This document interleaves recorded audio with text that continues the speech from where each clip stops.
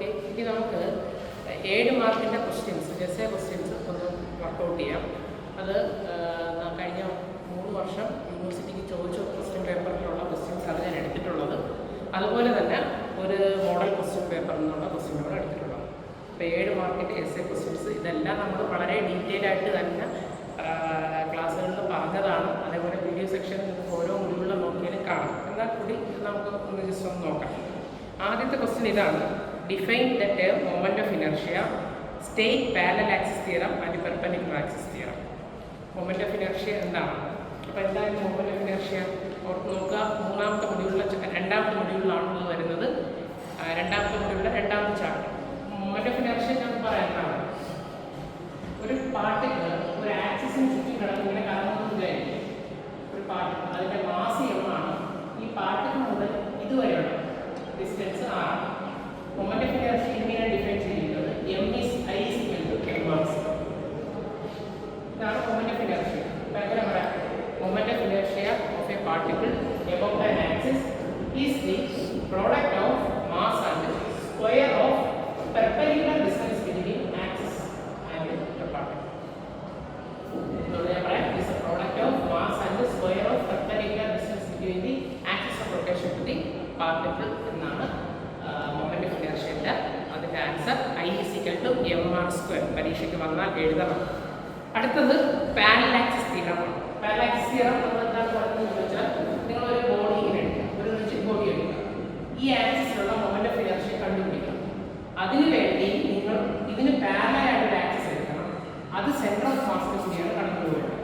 ഇതിന്റെ moment of inertia I ആണ്, ഇതിന്റെ മൊമെന്റ് ഓഫ് ഇനർഷ്യ IC ആണ്. ഈ ആക്സിസുകൾ തമ്മിലുള്ള അകലം A ആണ്. അങ്ങനെയാണെങ്കിൽ I is equal to ICM plus m². ഇതാണ് പാരലൽ ആക്സിസ് തിയറത്തിന്റെ ഡെഫിനിഷൻ. അപ്പോൾ നമുക്ക് എങ്ങനെ പറയാം? Moment of inertia of A body above an axis is the sum of moment of inertia above parallel axis passing through center of mass and the product of mass and square of perpendicular distance between two axes. ഇതാണ് parallel axis theorem. ഒന്നുകൂടെ ഞാൻ പറയാം, വളരെ important ആണ്. moment of inertia of a body above an axis is the sum of moment of inertia above parallel axis passing through center of mass and the product of mass and the square of perpendicular distance between two axes എന്നുള്ളതാണ് parallel axis theorem. അടുത്ത perpendicular axis തിയറത്തിൽ അതിലൊരു പടമുണ്ട്.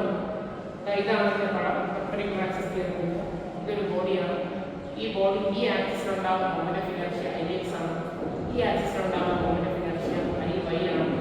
ഇവിടെ ഉള്ള moment of inertia Iz ആണെങ്കിൽ Iz Ix plus Iy ആണ്. അപ്പോൾ ഇതിനെ എങ്ങനെയാണ് നമുക്ക് ഇംഗ്ലീഷിൽ പറയാൻ പറ്റുന്നത്? Moment of inertia of a plane lamina above two mutually perpendicular axes on its plane is equal to moment of inertia above perpendicular to the plane and passing through point of intersection of two axes. ഇതാണ് perpendicular axis theorem. നിങ്ങൾ ആലോചിക്കുക, ഈ പടം വരച്ച് ഈ equation എഴുതിയാൽ തന്നെ നിങ്ങൾക്ക് അവിടെ 3 മാർക്ക് വീഴും.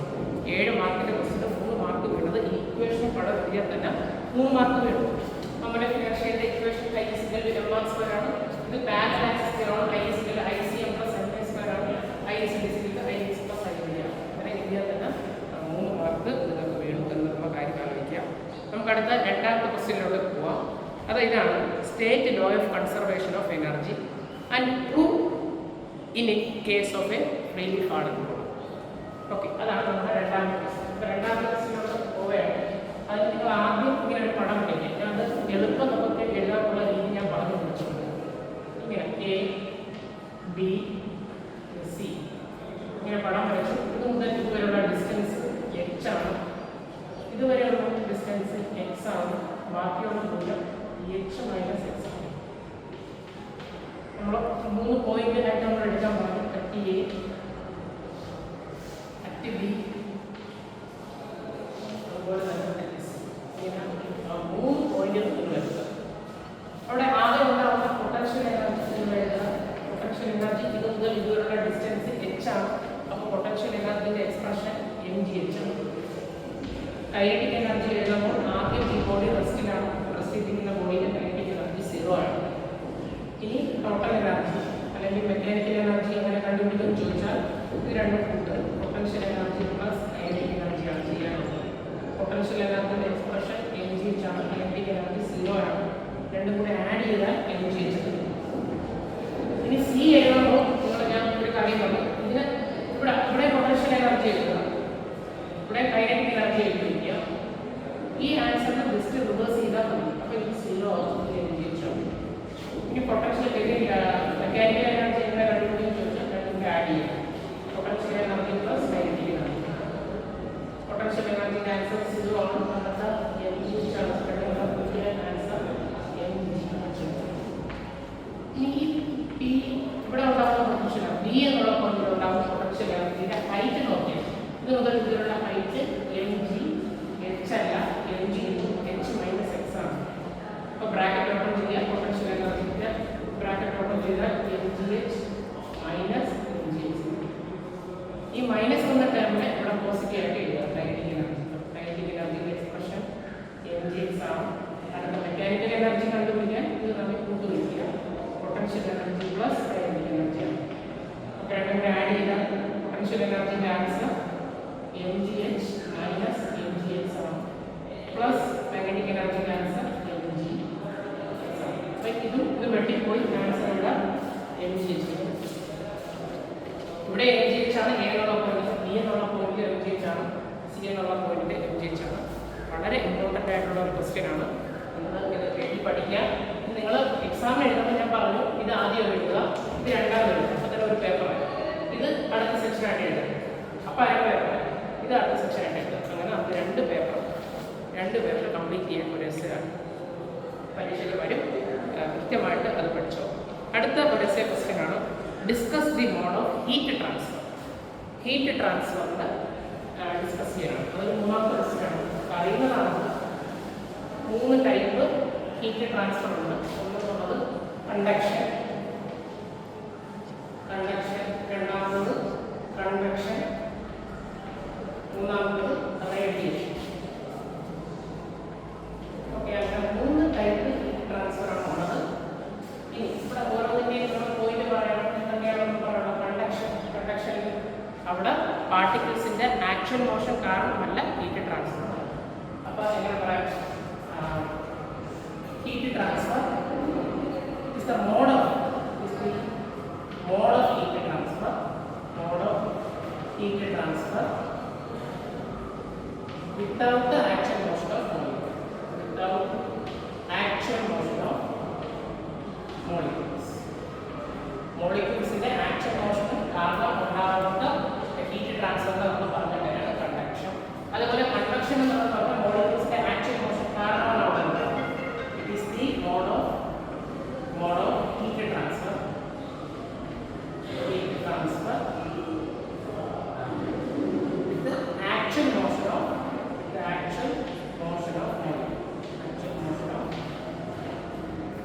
okay. ഇവിടെ ഈ രണ്ട് സ്ഥലത്തും മീഡിയം വേണം. It requires A medium. It requires a medium for heat transfer. ഇവിടെ ആണെങ്കിൽ it requires a medium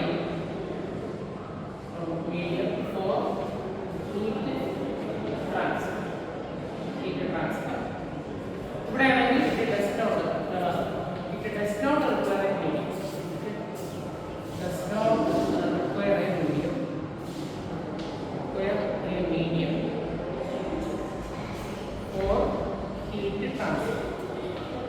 Heat transfer നടക്കാൻ ഇവിടെ രണ്ട് സ്ഥലത്തും മീഡിയം വേണം. ഇവിടെ ഹീറ്റ് ട്രാൻസ്ഫർ നടത്താൻ മീഡിയം വേണം. ശരി. അതുപോലെ തന്നെ സണ്ണിൽ നിന്ന് ഹീറ്റ് എർത്തിലോട്ട് വരുന്ന radiation, heat flow sun to radiation കാരണം ഉണ്ടാകുന്നത്. ഇനി നമുക്ക് അടുത്ത കാര്യം പറയുന്നത് ഇവിടെ mostly takes place in souls.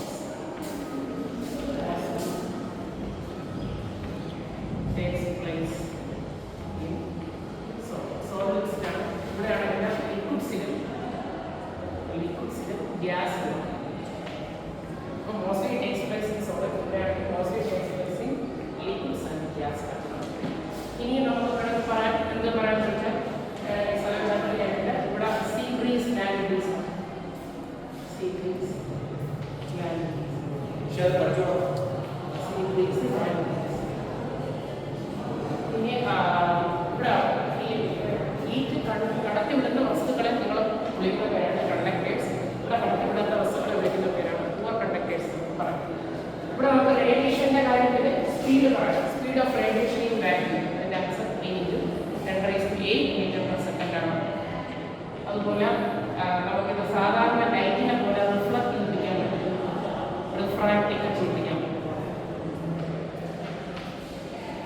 ഒരു 7 മാർക്കിനുള്ള 3 പോയിന്റ് എങ്കിലും വരിക. ഇവിടെ എഴുതുക, ഇവിടെ 3 പോയിന്റ്, ഇവിടെ 3. അപ്പോൾ നമുക്ക് 9 പോയിന്റ് ആവും 7 മാർക്കിനുള്ള. അതാണ്. അപ്പോൾ അത് കൃത്യമായിട്ട് പഠിക്കുക. വളരെ സിമ്പിളായിട്ട് നമുക്ക് ഒരു മാർക്ക് സ്കോർ ചെയ്യാൻ പറ്റുന്നതാണ്. ക്വസ്റ്റ്യൻ മനസ്സിലാക്കുക. Discuss different modes of heat transfer ആണ്. ഇനി അടുത്ത ഏറ്റവും ഇമ്പോർട്ടൻ്റ് ആയിട്ടുള്ള ക്വസ്റ്റ്യൻ ആണ്. എല്ലാ ക്വസ്റ്റ്യൻ പേപ്പറും നമ്മൾ ഈ ഒരു ക്വസ്റ്റ്യൻ ഇല്ലാത്തൊരു ക്വസ്റ്റ്യൻ ഇല്ല. Explain the application of Bernoulli's principle.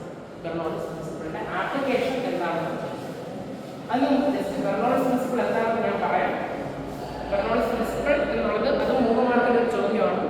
Four a streamline flow non viscous fluid sum of pressure, kinetic energy per unit volume, potential energy per unit volume remains as constant. ഇതാണ് ഇതിന്റെ answer. അതുപോലെ kinetic energy expression half divide by volume എഴുതാം. Potential energy expression mgh ആണ് divide by volume എഴുതാം. നമുക്കറിയാം mass by വോളിയത്തിന് density എന്നാണ് വിളിക്കാറുള്ളത്. അപ്പോൾ P plus half ρd square plus ρgh is A constant. ഇത് ഇത്രയും കാര്യങ്ങൾ ആദ്യം നിങ്ങൾ എഴുതുക. ഇവിടെ ശ്രദ്ധിക്കാനുള്ള കാര്യം വെലോസിറ്റി കൂടിക്കഴിഞ്ഞാൽ പ്രഷർ. ഇതാണ് ബെർണോളിസ് പ്രിൻസിപ്പിളിന്റെ മെയിൻ ആയിട്ട് എഴുതാനുള്ള സെന്റൻസ്. അല്ലെങ്കിൽ വെലോസിറ്റി കുറഞ്ഞാൽ പ്രഷർ. ഓക്കെ, അപ്പോൾ നമുക്ക് ഇതിന്റെ ആപ്ലിക്കേഷൻ ആയിട്ട് എങ്ങനെയാണ് പറയേണ്ടത് നമ്മൾ പറഞ്ഞു. For a streamline flows non viscous fluid sum of pressure, kinetic energy per unit volume, potential energy per unit volume is a constant. Last equation following up P plus half ρd square plus ρgh is a constant. Velocity decrease ചെയ്താൽ pressure കൂടും, velocity increase ചെയ്താൽ pressure കുറയും. അതിന്റെ 2 application ഉണ്ട്. നിങ്ങൾക്ക് ഏതെങ്കിലും അറിയുന്നവരുടെ എഴുതുക. ഏറ്റവും എളുപ്പം അറ്റോമൈസർ ആണ്. അറ്റോമൈസർ ആലോചിക്കുക. അറ്റോമൈസർ എന്ന് പറഞ്ഞാൽ നമ്മൾ സ്പ്രേ ആയി ഉപയോഗിക്കുന്ന സാധനമാണ്. അതിൻ്റെ അകത്ത് ഒരു ജാറുണ്ട്, അതിനകത്ത് വെള്ളം നിറച്ച് വെച്ചിട്ടുണ്ട്, ലിക്വിഡ് ഉണ്ട്. ഇനി ഒരു നാനോ ട്യൂബിൻ്റെ അകത്ത് ഇറക്കി വെച്ചിട്ടുണ്ട്. നാനോ ട്യൂബ് ഇറക്കി വെച്ചാൽ ക്യാപിലാരിറ്റി കാരണം കുറച്ച് വെള്ളം മുകളിലോട്ട് കയറി വരും. ഇങ്ങനെ മുകളിലോട്ട് കയറി വരും. അപ്പോൾ ഇവിടെ മുകളിൽ ഒരു സാധനമുണ്ട്, ഒരു സിലിണ്ടർ ഉണ്ട്, ക്രിസ്റ്റൽ. പോലെ ഒരു സാധനം അടച്ചു വെച്ചിട്ടുണ്ട്, സിലിണ്ടർ ഉണ്ട്, ക്രിസ്റ്റൽ. ഇനി ഈ സാധനം ചെയ്യുന്നത് നമ്മൾ ഇങ്ങോട്ട് തള്ളുമ്പോൾ ഇവിടെ ഉണ്ടാകുന്ന വെലോസിറ്റി കൂടും. വെലോസിറ്റി കൂടിയാൽ ഇവിടെ ഉണ്ടാകുന്ന പ്രഷർ കുറയും. അപ്പോൾ അകത്തെ പ്രഷർ കൂടുതലായി. അകത്തെ പ്രഷർ കൂടും. അപ്പോൾ ഒരു തള്ളു വരും. അകത്തെ പ്രഷറിന് പുറത്തെ പ്രഷറിലോട്ട് ഒരു തള്ളു വരും. അപ്പോൾ ഈ ലിക്വിഡിനെ ഇങ്ങോട്ട് മുകളിലോട്ട് തള്ളി മുകളിലോട്ടാക്കി വരും. അപ്പോഴാണ് നമ്മൾ പിസ്റ്റൺ വെച്ച് ഇങ്ങനെ ആക്കുന്നത്. ആയിക്കൊണ്ടിരിക്കുമ്പോൾ എന്ത് ചെയ്യും? അത് കണ്ടുകൊണ്ടിട്ട് ഒരു ഫൈൻ സ്പ്രേ. ഇത്രയും കാര്യങ്ങൾ നമ്മൾ അവിടെ എഴുതണം. എങ്ങനെ നമുക്ക് എഴുതാം? An atomizer consists of a jar filled with a narrow tube signals. By capillarity, liquid rises. A cylinder with a piston is attached as shown in the figure. If we move the piston, the velocity of air is more. By Bernoulli's principle, the pressure is more. Inside pressure of the jar is high. Hence, liquid flow from high pressure region to low pressure and converted into fine fluid. Ready കഴിഞ്ഞാൽ അതിന്റെ mark നമുക്ക് ഉപയോഗം. അല്ലെങ്കിൽ നിങ്ങൾക്ക് അറ്റോമിക്കും പറയാം, air of fluid പറയാം. Air of fluid ആയാലും അത് അഗ്നികളെ കാണിക്കുക. ഇനി ഇത് വിങ്സ് ഇങ്ങനെ കാണിക്കുക. വിങ്സ് ഇങ്ങനെ കാണിച്ചിട്ടുണ്ട്. ഇനി എയർപ്ലെയിൻ അങ്ങോട്ട് പോയാൽ ഈ എയർ ബാക്കിലോട്ടാണ് വരുന്നത്. അപ്പോൾ എയർ ബാക്കിലോട്ട് വരുന്നത്. അപ്പോൾ മുകളിലുള്ള എയറിന്റെ വെലോസിറ്റി കൂടുതലാണ്, പ്രഷർ കുറവാണ്. അപ്പോൾ താഴെയുള്ള പ്രഷർ കൂടും.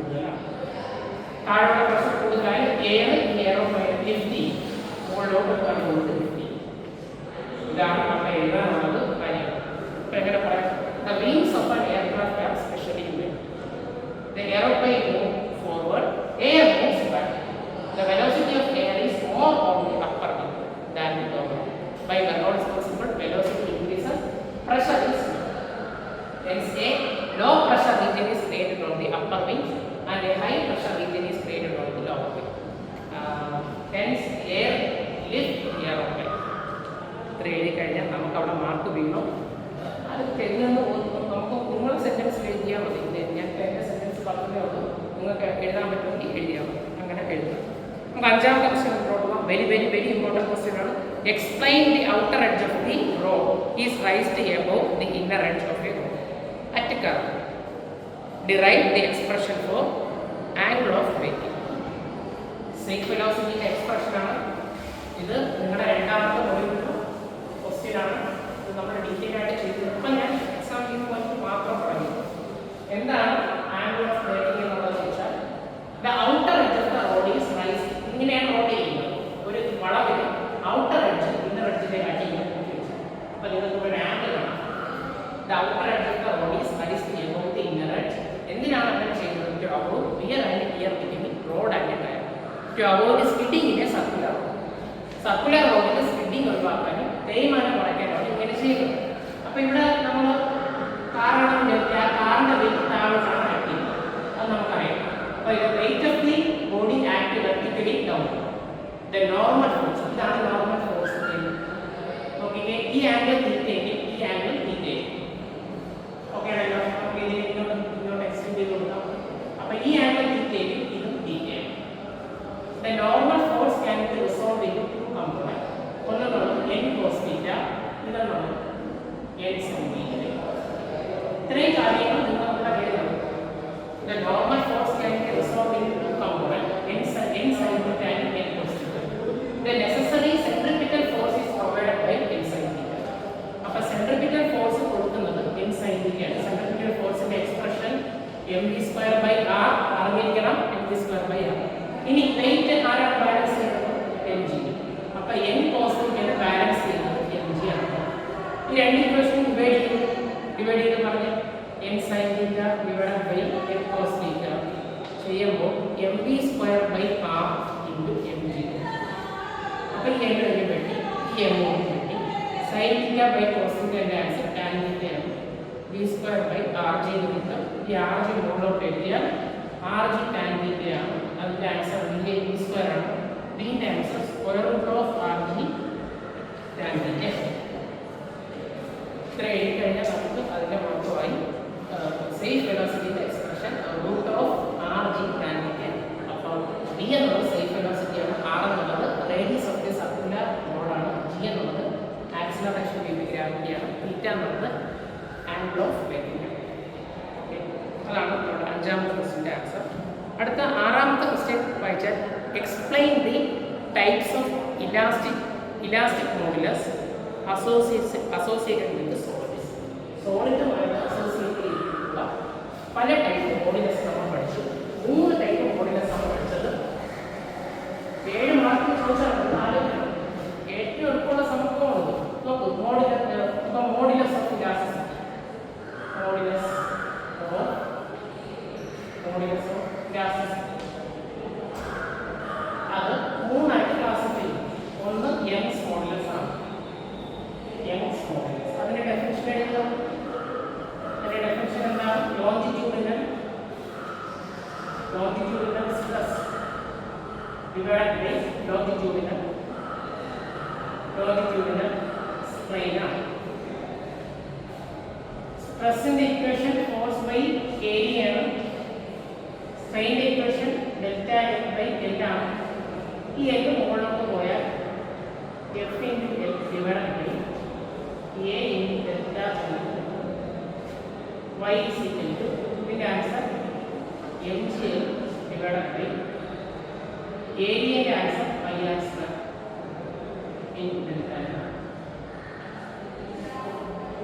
ഓക്കെ. ഇത് സോളിഡ്സിനുള്ളതാണ്, യങ്സ് മോഡുലസ്. ഇനി രണ്ടാമത്തെ ബൾക്ക് മോഡുലസ്. ആകുമ്പോൾ നിങ്ങൾ അവിടെ പറയാനുള്ളത് volume strain. Volume stress by volume strain എന്ന് പറയും. വോളിയം സ്ട്രെയിൻ എന്ന് പറയുന്നു. അതിന്റെ ഇക്വേഷൻ ഫോഴ്സ് ബൈ ഏരിയ തന്നെയാണ്. ഇവിടെ എല്ലാം ശ്രദ്ധിക്കുക, സ്ട്രെസ് എല്ലാം ഫോഴ്സ് ബൈ ഏരിയയാണ്. Volume change in volume divided by original volume. ഇവിടെ ലെങ്ത് വളരെ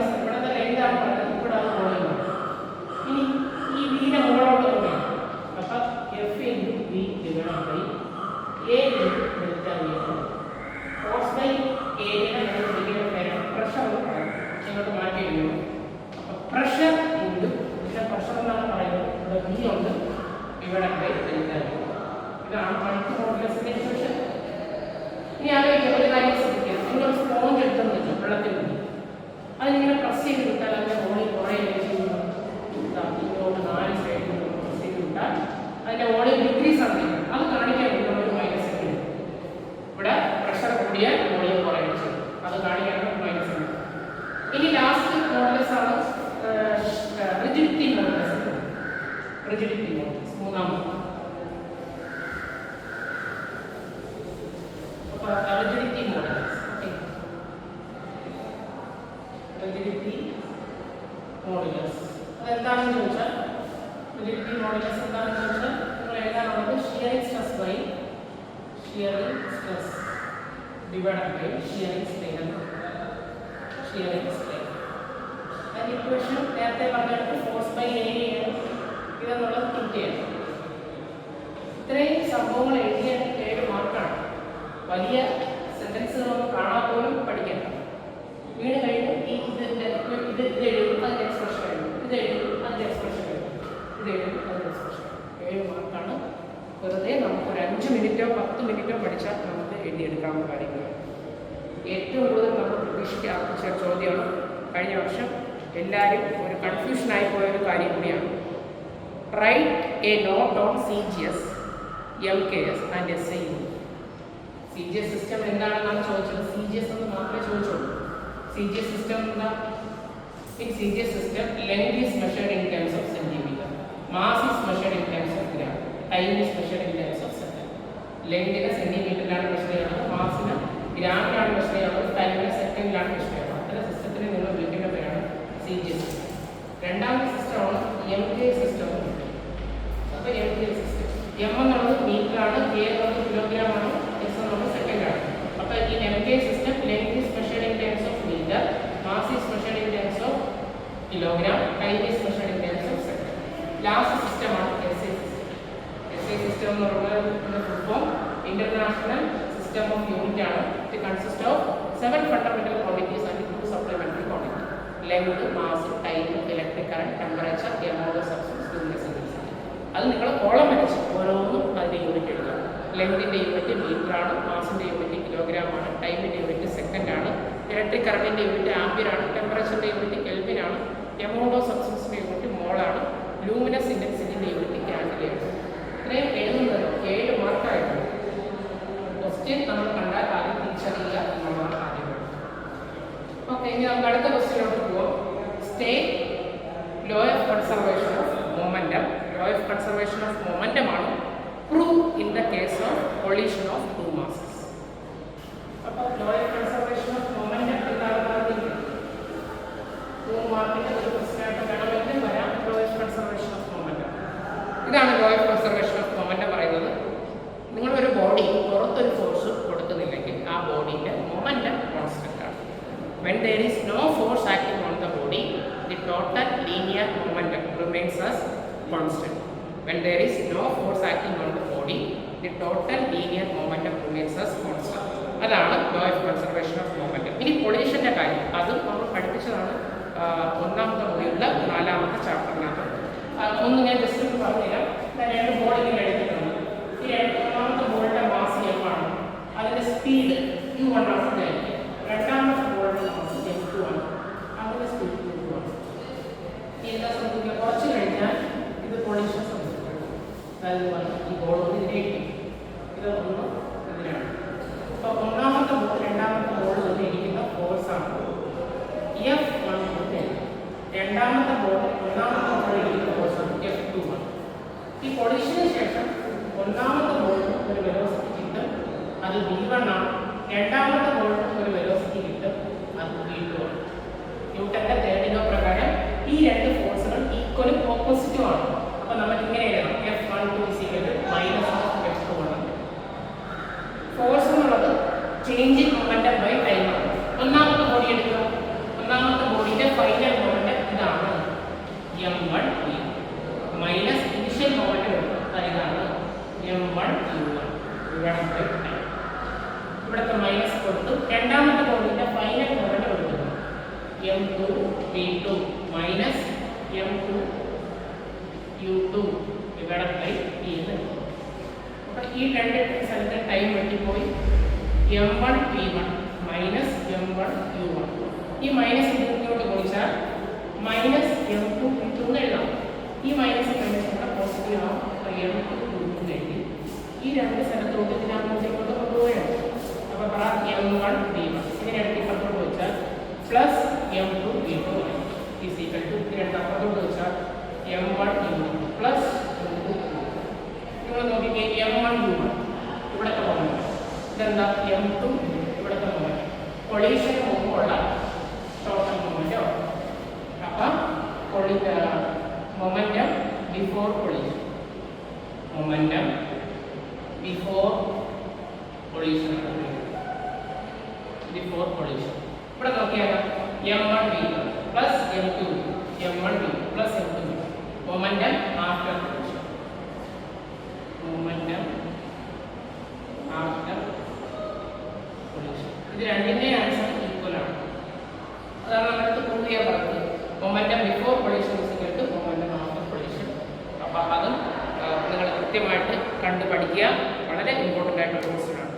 അടുത്ത distinguish between torque and angular momentum. Explain the law of conservation of angular momentum with an example. നേരത്തെ പറഞ്ഞത് മൊമെന്റം ആണ്, ഇപ്പൊ പറഞ്ഞത് ആംഗുലാർ മൊമെന്റം ആണ്. നിങ്ങൾ അത് ശ്രദ്ധിച്ചോളാം. ഡിസ്റ്റിങ്വിഷ് ബിറ്റ്വീൻ ആദ്യത്തെ ക്വസ്റ്റ്യൻ ഇതാണ്. ഡിസ്റ്റിങ്വിഷ് ബിറ്റ്വീൻ ടോർക്ക് ആൻഡ് ടോർക്കും ആംഗുലാർ മൊമെന്റവും ഡിസ്റ്റിങ്വിഷ് ചെയ്യാൻ പറഞ്ഞത്. ടോർക്ക് എന്നുള്ളത് റൊട്ടേഷണൽ ഇക്വലൻസ് ഓഫ് ഫോഴ്സ്. നിങ്ങൾ റൊട്ടേഷൻ മോഷന്റെ ഫോഴ്സിനെ വിളിക്കേണ്ട പേരാണ് ടോർക്ക് എന്ന് വിളിക്കുന്നത്. അപ്പോൾ ആദ്യം ടോർക്ക് ഞാൻ പറയുന്നു. ടോർക്ക് അതിന് നിങ്ങൾ പറയണം is the rotational equivalence of force. അത് എങ്ങനെയാണ് ഡിഫൈൻ ചെയ്തിരിക്കുന്നത് വെച്ചാൽ ടൗ ഈസ് ഈക്വൽ ടു ഇത് ടൗ എന്നുള്ള ലെറ്ററാണ് ആർ ക്രോസ് സെക്ഷൻ ഫൈ. അപ്പോൾ ആദ്യത്തെ ആൻസർ ആയി. അടുത്ത angular momentum. Angular momentum angular momentum is the rotational equivalence of momentum. Momentum rotation motion il parayna perana angular momentum. Adu engane eduthu chocha L is equal to r cross p. Ee rendu കാര്യങ്ങൾ എഴുതി ആദ്യത്തെ question കഴിഞ്ഞു. ഇനി അടുത്ത നമ്മളടുത്ത് പറഞ്ഞത് law of conservation of angular momentum എന്താണ്. അതിന് എക്സാമ്പിൾസ് പറഞ്ഞു. ഇവിടെ നിങ്ങൾ പറയുന്നത് when there is no torque acting on the body the total angular momentum remains as constant. ഇതോടെ പറയാം law of conservation of angular momentum പറയുന്നത് നിങ്ങൾ പുറത്തുനിന്ന് ടോർക്ക് ഒന്നും കൊടുക്കുന്നില്ലെങ്കിൽ ആംഗുലാർ മൊമെന്റം കോൺസ്റ്റന്റ് ആണ്. എങ്ങനെ ഇംഗ്ലീഷ് പറയാം when there is no torque acting on the body the total angular momentum remains as constant. Okay, അതിന് എക്സാമ്പിൾ നമ്മൾ ഒരു കറങ്ങുന്ന ആൾ ഒരു കസേരയിൽ ഇരിക്കുന്നത് ലഭിക്കും. അദ്ദേഹത്തിന്റെ കയ്യിൽ രണ്ട് വെയിറ്റുകളുണ്ട്.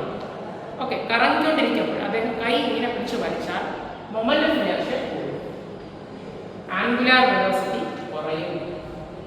ഇനി കറങ്ങിക്കൊണ്ടിരിക്കുമ്പോൾ അദ്ദേഹത്തിന്റെ കൈ അടുത്തോട്ട് പിടിക്കുന്നത് വിചാരിക്കും, അപ്പോൾ മൊമെന്റം ഇനർഷ്യ കുറയുകയും ആംഗുലാർ വെലോസിറ്റി കൂടുകയും ചെയ്യും. ഇതാണ് നമ്മുടെ പ്രാക്ടിക്കൽ ആപ്ലിക്കേഷൻ. അപ്പോൾ എങ്ങനെ പറയാം? A person sitting on a freely rotating stool, his arms consist of weight.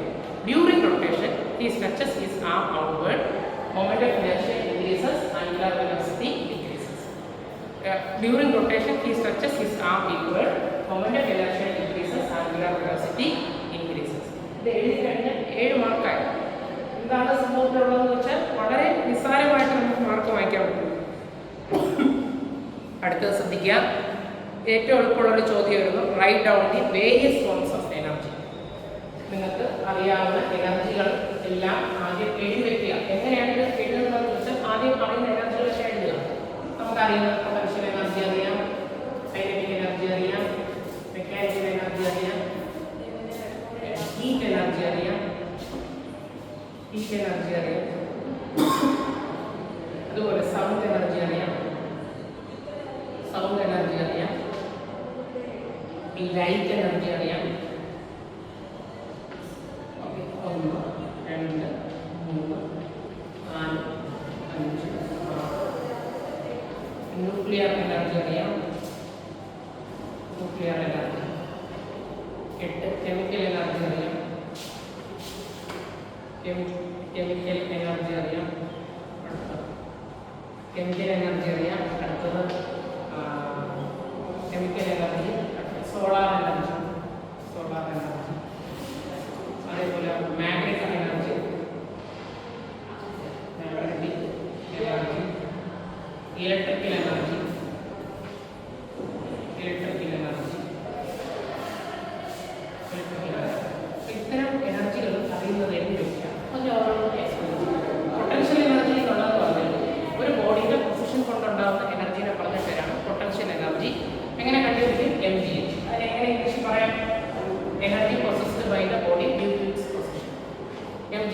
Potential energy is equal to mgh.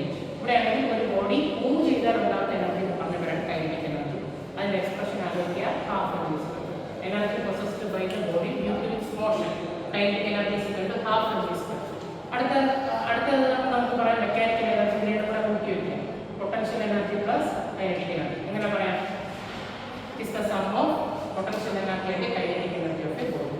Heat energy എന്ന് പറഞ്ഞാൽ എന്താണ്? അത് നിങ്ങൾ ഒരു സിസ്റ്റം എടുത്തു കഴിഞ്ഞാൽ ഇഷ്ടംപോലെ മോളിക്യൂൾസ് ഉണ്ട്.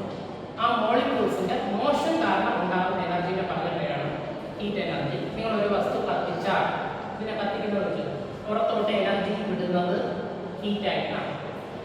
ഇത്തരം കാര്യങ്ങൾ എഴുതണം. എങ്ങനെ പറയാം? Energy processed by the motion of molecules in the system. If we burn coal, wood, etc. energy released in the form of heat energy. അടുത്ത സൗണ്ട് എനർജി എന്താണ്? ഒരു വസ്തുവിന്റെ വൈബ്രേഷൻ കൊണ്ടുണ്ടാകുന്ന എനർജിനെ പറയുന്ന പേരാണ് sound energy. Energy processed by the body due to its vibration. Light energy നിങ്ങൾ കെമിസ്ട്രിയിലും ആവശ്യമുള്ള സാധനമാണ് ലൈറ്റ് എനർജി. ഒരു ആറ്റം എടുത്തു കഴിഞ്ഞാൽ നടുക്ക് ന്യൂക്ലിയസ് ഉണ്ട്, പ്രോട്ടോൺസും ന്യൂട്രോൺസും ഉണ്ട്, ഇലക്ട്രോൺസ് അത് വെച്ചിട്ട് റിവോൾവ് ചെയ്യണം. ഈ ഇലക്ട്രോൺ ഹയർ എനർജി ലെവലിൽ നിന്നും ലോവർ എനർജി ലെവലിലോട്ട് വന്നാൽ റേഡിയേഷൻസ് ഇലക്ട്രോമാഗ്നറ്റിക് റേഡിയേഷൻസ്. ആ റേഡിയേഷൻസിന്റെ പറഞ്ഞ പേരാണ് ലൈറ്റ് എനർജി. അപ്പോൾ light is an electromagnetic radiation. When an electron excited from higher energy level to lower energy level it emits light energy or electromagnetic radiation. അടുത്ത നമ്മൾ പഠിച്ചതാണ് nuclear energy. Nuclear energy എന്താണ്? Energy which binds protons and neutrons in the nucleus of an atom. പ്രോട്ടോൺസിനെയും ന്യൂട്രോൺസിനെയും പിടിച്ചു നിർത്തുന്ന എനർജിയുടെ പറഞ്ഞ പേരാണ് ന്യൂക്ലിയർ എനർജി. അതുപോലെ കെമിക്കൽ എനർജി. ന്യൂക്ലിയർ എനർജിനെ രണ്ടെണ്ണം ന്യൂക്ലിയർ ഫ്യൂഷനും ഫ്യൂഷനും ഒക്കെ അത് നമുക്ക് പറയുന്നില്ല. Chemical energy. കെമിക്കൽ എനർജി എന്താണ്? നിങ്ങൾ ഒരു ആറ്റം എടുത്തു കഴിഞ്ഞാൽ അല്ലെങ്കിൽ ഒരു വസ്തു എടുത്തു കഴിഞ്ഞാൽ, ഉദാഹരണം വെള്ളം എടുത്തെന്ന് വെച്ചോ, അവിടെ H2O ആണ്. അപ്പോൾ ഒരു ഓക്സിജൻ രണ്ട് ഹൈഡ്രജൻ ഇങ്ങനെയാണ് ബോണ്ടായിട്ട് ചെയ്യുന്നത്. അപ്പം മോളിക്യൂൾസിന്റെ ബോണ്ടുകൾക്കിടയിൽ ഉണ്ടാകുന്ന എനർജിനെ പറഞ്ഞ പേരാണ് chemical energy. Energy which binds the molecules or atoms in atoms. Energy stored in the bonds between atoms or molecules is called chemical energy. When they undergo chemical reaction, chemical energy is converted into heat energy. Chemical energy heat energy എന്ന് മാറും. അടുത്ത magnetic energy എന്താണെന്ന് ചോദിച്ചാൽ നിങ്ങളുടെ magnetic store ചെയ്യുന്ന energy എന്ന് പറഞ്ഞ പേരാണ് magnetic energy. Energy which store in the magnetic field is called magnetic energy. Electrical energy എന്താണെന്ന് ചോദിച്ചാൽ energy processed by the motion of charge particle. Charge പാർട്ടിക്കിളിന്റെ മോഷൻ കൊണ്ടുണ്ടാകുന്ന എനർജി പറഞ്ഞ പേരാണ് electrical energy. Solar energy. Solar energy നിന്നാണ് energy created in the sun due to nuclear fusion. Nuclear fusion കാരണം ഉണ്ടാകുന്ന എനർജിയാണ്. Primary source of all energy in the earth is solar energy. Without solar energy, evaporation does not take place, photosynthesis does not take place. The device which converts solar energy into electrical energy is called solar sun, solar water filter, solar cooker. Utilize solar energy into heat energy. അതൊക്കെ നിങ്ങൾ കണ്ടെഴുതാം. നിങ്ങൾ കൃത്യമായിട്ട് ഒരു page എഴുതി നിറയ്ക്കുക എന്നുള്ളതാണ് നമ്മൾ രണ്ട് പേജെങ്കിലും maximum നമുക്ക് കവർ ചെയ്യാൻ നോക്കാം. എന്നാലേ നമുക്ക് 7 മാർക്ക് കിട്ടും. ഓക്കെ ആണ്. അടുത്ത derive the equation of absolute pressure. Absolute pressure at a depth h below the surface of a liquid and a density. ഇതാണ് നമ്മുടെ ചോദ്യം. അബ്സല്യൂട്ട് പ്രഷർ എന്താണ്? കഴിഞ്ഞ വർഷം ചോദിച്ചപ്പോൾ ആരും അങ്ങനെ എഴുതാത്ത ക്വസ്റ്റ്യനായിരുന്നു. പക്ഷേ പഠിച്ചിട്ടാണ് അബ്സല്യൂട്ട് പ്രഷർ ഗേജ് പ്രഷർ എന്ന് പറഞ്ഞാൽ നമ്മൾ പഠിച്ചിട്ടുണ്ടായിരുന്നു. അപ്പോൾ ശ്രദ്ധിക്കുക, നിങ്ങൾ അതിന് വേണ്ടി നിങ്ങളൊരു ലിക്വിഡ് കോളം ഇങ്ങനെ വരയ്ക്കുക. വരയ്ക്കാൻ ആദ്യം പഠിക്കുക. ഇങ്ങനെ ഒരു ഈ ഒരു പാത്രത്തിൽ ഇങ്ങനെ വെള്ളം മാറ്റില്ല. ഇവിടെ 2 പോയിന്റുകൾ. ഇതാണ് ഒന്നാമത്തെ പോയിന്റ് 1. ഇവിടെ ഉള്ള പ്രഷറാണ് T. ഇത് രണ്ടാമത്തെ പോയിന്റാണ്. അവിടെ ഉള്ള പ്രഷർ T2 ആണ്. ഇത് തമ്മിലുള്ള അകലം h ആണ്. ഓക്കെ, പ്രഷറിന്റെ ഇക്വേഷൻ അറിയുക, ഫോഴ്സ് ബൈ ഏരിയ. ഇവിടെ 2 പ്രഷറുള്ളത് നെറ്റ് പ്രഷർ എന്നാണ് എഴുതുന്നത്. വലിയ പ്രഷറുണ്ട്, ചെറിയ പ്രഷർ കൊടുക്കുക. അപ്പോൾ ഇവിടെ വലിയ പ്രഷർ T2 ആണ്. T2 മൈനസ് T1 ആണ്. ഇവിടെ ഫോഴ്സ് കൊടുക്കുന്നത് ഈ ലിക്വിഡിന്റെ വെയിറ്റ് ആണ്. വെയിറ്റിന്റെ ആൻസർ അറിയണം, mg ആണ്. Divided by area. ഇനി മാസിന് ഈ ചാപ്റ്ററുകളിലെല്ലാം നമ്മൾ മാസിനെ പഠിക്കുകയാണ്. Density into volume. Density rho എന്നുള്ള അക്ഷരം എഴുതുക. ഇനി റോനെ നമുക്ക് ഈ വോളിയത്തിന് ഏരിയ ഇൻറ്റു ഹൈറ്റ് എന്ന് എഴുതാം. അതുകൊണ്ട് പഠിക്കുക ഏരിയ ഇൻറ്റു ഹൈറ്റ്. താഴെ ഏരിയ ഏരിയ വെട്ടിപ്പോയി. അപ്പോൾ നമുക്ക് P2 മൈനസ് P1ന്റെ ആൻസർ H ആക്കി എഴുതാം. H rho G.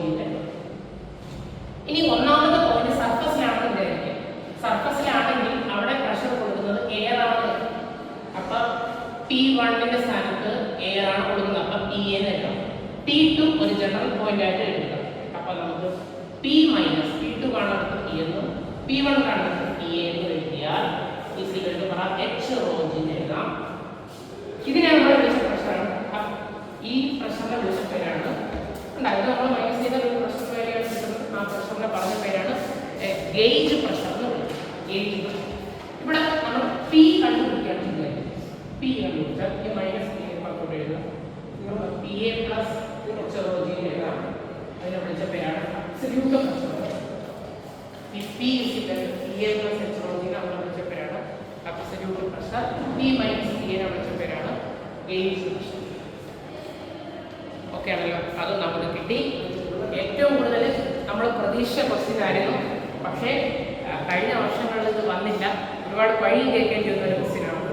Explain the principle of rocket propulsion and recoil of rocket propulsion. അപ്പോൾ നിങ്ങൾ റോക്കറ്റ് വരയ്ക്കാത്തത് മാത്രമായി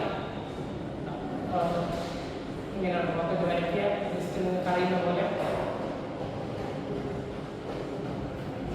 ഓക്കെ,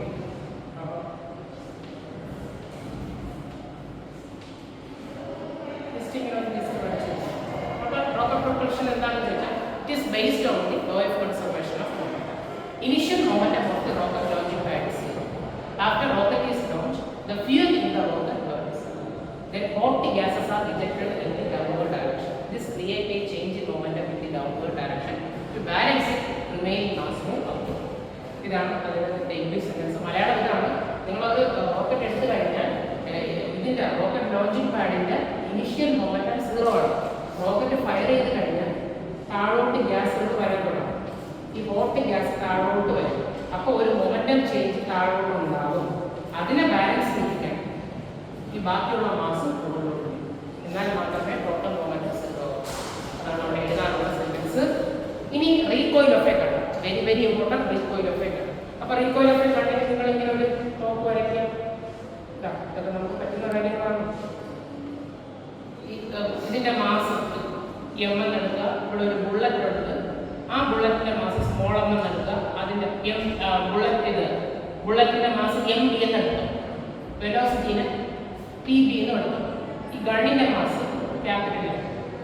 ഈ ഗണ്ണ് ബാക്കിലോട്ട് വരുന്ന വെലോസിറ്റി ക്യാപിറ്റൽ P ആണ്. അപ്പൊ നമ്മൾ ഇതിന് momentum before firing is equal to momentum after firing. അതിവിടെ എഴുതണം. Momentum before firing. Before firing ആകുമ്പോൾ മൊമെന്റം സീറോ ആണ്. ആഫ്റ്റർ ഫയറിംഗ് ആകുമ്പോൾ ആഫ്റ്റർ ഫയർ ചെയ്യുമ്പോൾ മൊമെന്റം ഇത് അങ്ങോട്ടാണ്. അപ്പോൾ ഇതിന്റെ മൊമെന്റം കണ്ടുപിടിച്ചാൽ MBBനെ ഇതിന്റെ മൊമെന്റം ബാക്കിലോട്ടാണ്. അതുകൊണ്ട് നമുക്കിവിടെ എഴുതാം പ്ലസ് പ്ലസ് ഇവിടുത്തെ മൊമെന്റം എത്ര MB. ഈ സാധനത്തെ എടുക്കുമ്പോഴത്തോട്ട് വെച്ചാൽ minus MBBB is equal to ഇവിടെ ആയിരുന്നു MB. ഈ എമ്മിനെ താഴോട്ട് എഴുതി കഴിഞ്ഞാൽ minus MBBB divided by capital M is equal to B. ഇതാണ് recoil velocity of a curve. B is equal to minus MBBB divided by capital M. അല്ലെങ്കിൽ നമുക്ക് ഇങ്ങനെ സ്മോൾ ആയിട്ട് എഴുതിയാലും മതി. MB divided by capital M. അതാണ് അവിടുത്തെ answer. വളരെ ഇമ്പോർട്ടൻ്റ് ആയിട്ടുള്ള ക്വസ്റ്റ്യൻ ആണ്. നല്ലൊരു ക്വസ്റ്റ്യൻ ആണ്. Make comparison study between linear and analog physical quantity in study. നല്ലൊരു ക്വസ്റ്റ്യൻ. അങ്ങനെ പ്രതീക്ഷിച്ച ഒരു ക്വസ്റ്റ്യൻ അല്ല വരുമെന്ന്.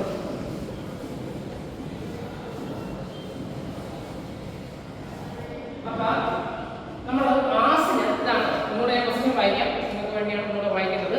Make a comparative study of linear and analogue angular physical quantity in study. അതായത് നിങ്ങൾ മാസിന് റൊട്ടേഷൻ മോഷൻ വിളിച്ച പേര് എന്താണെന്ന് ചോദിച്ചാൽ മൊമെന്റ് ഓഫ് ഇനർഷ്യയാണ്. Moment of inertia. അതിന്റെ ഇക്വേഷൻ കൂടെ എഴുതിക്കോ. I = mr². ഇനി വെലോസിറ്റിനെ നിങ്ങൾ റൊട്ടേഷൻ മോഷനിൽ വിളിച്ച പേര് എന്താണ്? ആംഗുലാർ. ബാക്കിയുള്ളത് തന്നെ ആംഗുലാർ ചേർത്താൽ മതി. ആംഗുലാർ വെലോസിറ്റി അത് ഒമേഗയാണ്. എങ്ങനെ കണ്ടുപിടിക്കുമെന്ന് ചോദിച്ചാൽ θ/t. ഇനി അടുത്തത് ആക്സിലറേഷൻ ആണ്. ആക്സിലറേഷൻ അപ്പോൾ ഇവിടെ ചേർക്കുക ആംഗുലാർ ആക്സിലറേഷൻ. ആംഗുലാർ അതെങ്ങനെ കണ്ടുപിടിക്കുമെന്ന് ചോദിച്ചാൽ ആൽഫ എന്നുള്ളത് ω2 - ω1/t. ഇത് മാത്രം എഴുതിയാലും മതി, പഠിച്ചാൽ മതി, കുഴപ്പമില്ല. ഇനി നമുക്ക് മാസ്, വെലോസിറ്റി, ആക്സിലറേഷൻ, ഫോഴ്സ്. ഫോഴ്സിന് റൊട്ടേഷൻ മോഷൻ വിളിച്ച പേരാണ് ടോർക്ക് എന്ന്. അതുപോലെ മൊമെന്റത്തിനുള്ളത് മൊമെന്റം, ആംഗുലാർ മൊമെന്റം. നേരത്തെ പഠിപ്പിച്ചായിരുന്നു ആംഗുലാർ മൊമെന്റം എങ്ങനെ എഴുതാം. L = r ക്രോസ് p ആണ്. ഇവിടെ നമ്മൾ τ = r ക്രോസ്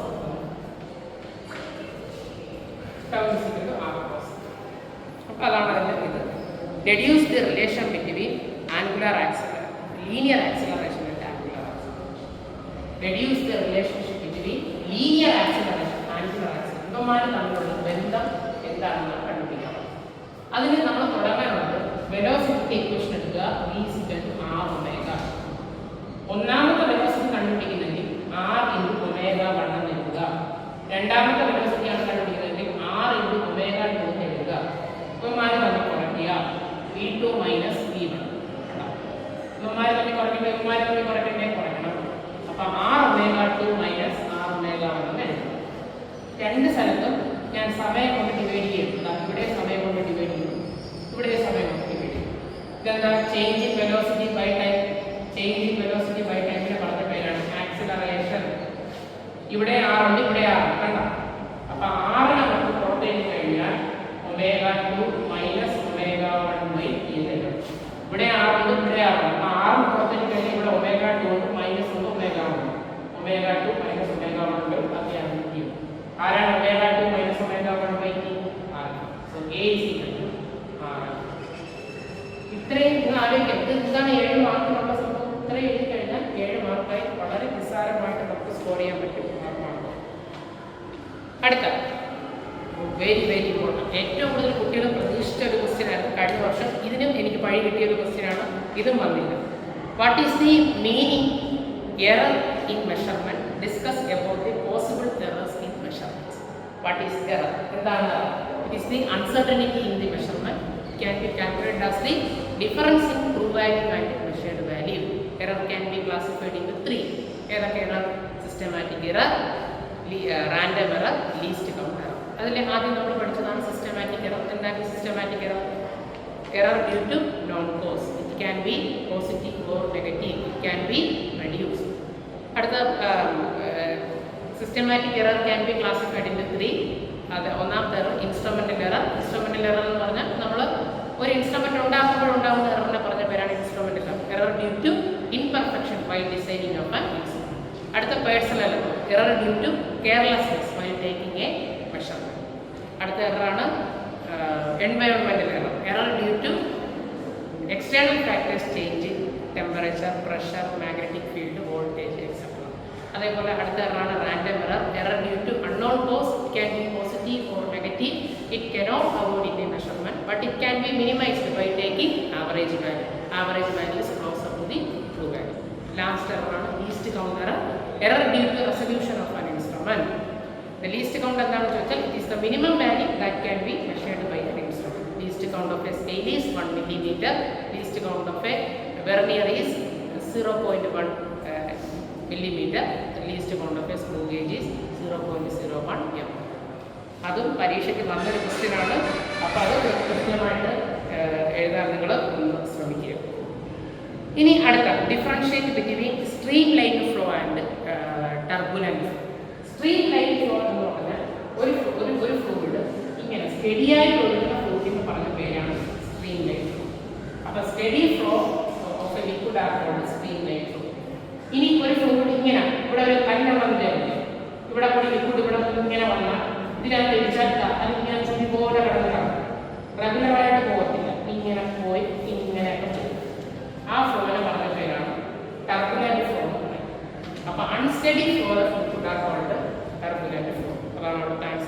പരീക്ഷയ്ക്ക് വരുമ്പോൾ നിങ്ങൾ കൃത്യമായിട്ട് എഴുതണം. What is streamline flow?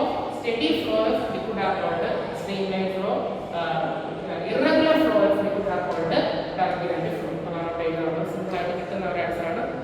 ഏറ്റവും കൂടുതൽ ഈ ക്വസ്റ്റ്യൻ ജീവിതത്തിൽ കണ്ടിട്ടില്ലാത്ത പോലെയായിരുന്നു കഴിഞ്ഞ ആൾക്കാർ ഇരുന്നത്.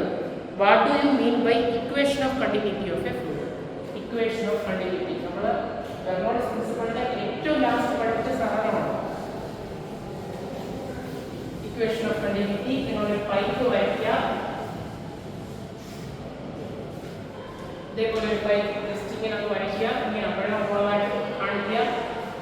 സ്റ്റഡിയായി ഒഴുകുന്ന ഫ്ലൂയിഡാണെന്ന് ഇങ്ങനെ ഒഴുകുന്നു. നിങ്ങൾ 3 സെക്ഷൻ എടുക്കുക.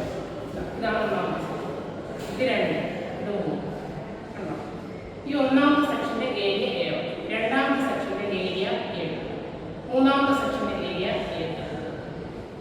ഇത് ടി ടൈം കൊണ്ട് ഇത്രയും ദൂരം പോകുന്നില്ല x1. ഓക്കെ, ഇത്രയും ദൂരം. ഇത് ടി ടൈം കൊണ്ട് ഇത്രയും ദൂരം നീങ്ങും, അത് x2 ദൂരം. ഇത് ടി ടൈം കൊണ്ട് x3 ദൂരം നീങ്ങും. ഓക്കെ, ഇനി ആലോചിക്കാം. ഇവിടെ കയറിയ മാസ് അല്ലേ ഇപ്പുറത്ത് കയറി വരിക? മാസിന് മാറ്റം ഉണ്ടാവില്ല. ഈ ഇവിടെ ഒരു 5 കിലോഗ്രാമാണ് കയറിയെങ്കിൽ 5 ലിറ്റർ വെള്ളം കയറി ഇപ്പുറത്ത് 5 ലിറ്റർ വെള്ളം ഇറങ്ങി വരണം. അതേ 5 ലിറ്റർ വെള്ളം ഇപ്പുറത്ത് ഇറങ്ങി വരണം. അപ്പോൾ മാസ് എല്ലാവർക്കും സെയിമാണ്. അപ്പോൾ m1 m2 m3 3 സ്ഥലത്തെ മാസ് കണ്ടുപിടിച്ചാൽ സെയിം ആയിരിക്കും. മാസ് എന്നുള്ളത് ഡെൻസിറ്റി ഇൻറ്റു വോളിയം ആണ്. ഡെൻസിറ്റി ഇൻറ്റു വോളിയം ആണ്. ഡെൻസിറ്റി ഞാൻ ഇവിടെ നിങ്ങളെ പേപ്പർ ശ്രദ്ധിച്ച് കാണും. ഡെൻസിറ്റി ഞാൻ സെയിം ആയിട്ട് എഴുതും. കാര്യം ലിക്വിഡ് ഇവിടെ എഴുതുന്നില്ല, സെയിം ലിക്വിഡാണ്. അപ്പോൾ ഡെൻസിറ്റി സെയിം ആയിട്ട് എഴുതുക. വോളിയം V1 V2 V3 ആയിട്ട് എഴുതുക. അപ്പോൾ ഇത് ക്യാൻസലായി. വോളിയം എന്നുള്ളത് area, base area into height എന്ന് എഴുതും. ഇവിടെ ബേസ് ഏരിയ ഇൻറ്റു ഹൈറ്റ് എന്ന് എഴുതാം. ഇവിടെയും ബേസ് ഏരിയ ഇൻറ്റു ഹൈറ്റ് എന്ന് എഴുതാം. എല്ലാ സ്ഥലത്തും ടൈം കൊണ്ട് ഡിവൈഡ് ചെയ്യുന്നു. എല്ലാ സ്ഥലത്തും ടൈം കൊണ്ട് ഡിവൈഡ് ചെയ്യുന്നു. അപ്പോൾ x1/t നെ വിളിച്ച പേര് a1 d വെലോസിറ്റി. അപ്പോൾ ഇവിടെ a2 d2, ഇവിടെ a3 d3. Area into velocity, area is A constant. ഇതാണ് ഇക്വേഷൻ ഓഫ് കണ്ടിന്യൂറ്റി പറയുന്നത്. Area into velocity is A constant. പരീക്ഷയ്ക്ക് വരും, തവണയും വരും. നിങ്ങളൊന്ന് സിമ്പിളായിട്ട് പഠിക്കുക. അത് ഓക്കെ ആണല്ലോ. ഇനി അടുത്ത നമ്മൾ ഒരു 15 ചോദ്യമായി. ഇനി ഒരു 4 ചോദ്യം കൂടെ കഴിഞ്ഞാൽ കഴിഞ്ഞു. Okay, distinguish between static friction and kinetic friction. List the various method of reducing friction. Very very important. Static friction എന്നുള്ളതെന്ന് പറഞ്ഞാൽ എന്താണ് friction? It is the relative motion between 2 surface in contact with each other. അപ്പോൾ രണ്ട് വസ്തുക്കളുടെ relative motion കാരണം ഉണ്ടാകുന്ന opposition ഫോഴ്സിനെ പറഞ്ഞ പേരാണ് ഫ്രിക്ഷൻ. സ്റ്റാറ്റിക് ഫ്രിക്ഷൻ എന്നുള്ളതെന്ന് പറഞ്ഞാൽ എല്ലായിടത്തും ഇത് ചേർത്താൽ മതി. എല്ലാം നമ്മൾ പറയുന്ന സെൻറ്റൻസിനായിട്ടാണ് ആദ്യം ഉപയോഗിക്കുന്നത്. അപ്പോൾ എങ്ങനെ പറയാം? The force that opposes the relative motion between 2 object where the actual motion starts. അതാണ് സ്റ്റാറ്റിക് ഫ്രിക്ഷൻ. രണ്ടാമത് കൈനറ്റിക് ഫ്രിക്ഷൻ എന്നുള്ളതെന്ന് പറഞ്ഞാൽ the force that opposes the relative motion between 2 object where the actual motion start. ഇനി അതിൻ്റെ laws പഠിക്കുക. Laws static friction is directly proportional to normal force ആണ്. അപ്പോൾ നമുക്ക് അവിടെ ഒരു കോൺസ്റ്റന്റ് എഴുതാം. ഒന്നാമത് static acceleration it is independent of area of contact. It is independent of area of contact. Area of കോണ്ടാക്ടിന് ഇൻഡിപെൻഡന്റ് ആണ്. It depends on the nature of area. Depends on nature of area. Nature of area. Okay, the nature of area is independent of velocity. Velocity അതാണ് അടുത്തൊരു part. അതേപോലെ തന്നെ static kinetic friction പറയുമ്പോഴും Fk is proportional to എന്ന് എഴുതാം. അപ്പോൾ Fk is equal to μk into എന്ന് എഴുതാം. It is independent of the area of contact. It is independent of the velocity. നമുക്ക് independent of the velocity നമുക്ക് പറയാം. അടുത്തത് independent of the nature of the. അത് നമുക്ക് പറയാൻ അത് നമുക്ക് എന്ത് ചെയ്യാൻ പറ്റും പറയാം. അതിൻ്റെ ആൻസറായിട്ട് അടുത്ത list the various method to reducing friction. എങ്ങനെയൊക്കെ നമുക്ക് ഫ്രിക്ഷനെ കുറയ്ക്കാൻ പറ്റും? എങ്ങനെ ഫ്രിക്ഷൻ കുറയ്ക്കാൻ പറ്റും എന്ന് ചോദിച്ചാൽ ലൂബ്രിക്കേഷൻ ഒന്നാമത്തെ മാർഗമാണ് lubrication. By applying lubricant. Lubricant നമുക്ക് ഏതൊക്കെ ഉപയോഗിക്കാൻ ചോദിച്ചാൽ സോളിഡ് ആയിട്ടുള്ള സബ്സ്റ്റൻസ് ആയിട്ടുള്ള ഗ്രാഫൈറ്റ് ഉപയോഗിക്കാം. വെരി ഹെവി മെഷീൻസിന് ഗ്രാഫൈറ്റ് ആണ്. ലൈറ്റർ മെഷീൻസ് ആണെങ്കിൽ ഓയിൽ ഉപയോഗിക്കാം. പിന്നെ കുറച്ചുകൂടെ ഹെവി ആണെങ്കിൽ ഗ്രീസ് പോലുള്ള വസ്തുക്കൾ ഉപയോഗിക്കാം. ഇനി നമ്മൾ ഒരു റഫ് സർഫസ് ആണെങ്കിൽ അതിനെ സ്മൂത്ത് ആക്കുക. പോളിഷിൻ്റെ rough surface to smooth surface. ഇനി നമുക്ക് use ball bearings for a moving part of machine. മെഷീൻ്റെ മൂവിംഗ് പാർട്ടിൽ നമുക്ക് എന്ത് ചെയ്യാം? ബോൾ ബിയറിങ്സ് ഉപയോഗിക്കാം. 17ാമത്തെ ചോദ്യം ശ്രദ്ധിക്കുക. Convert 0 degree Fahrenheit into degree Celsius ആക്കി കെൽവിൻ. നല്ലൊരു ചോദ്യമാണ്.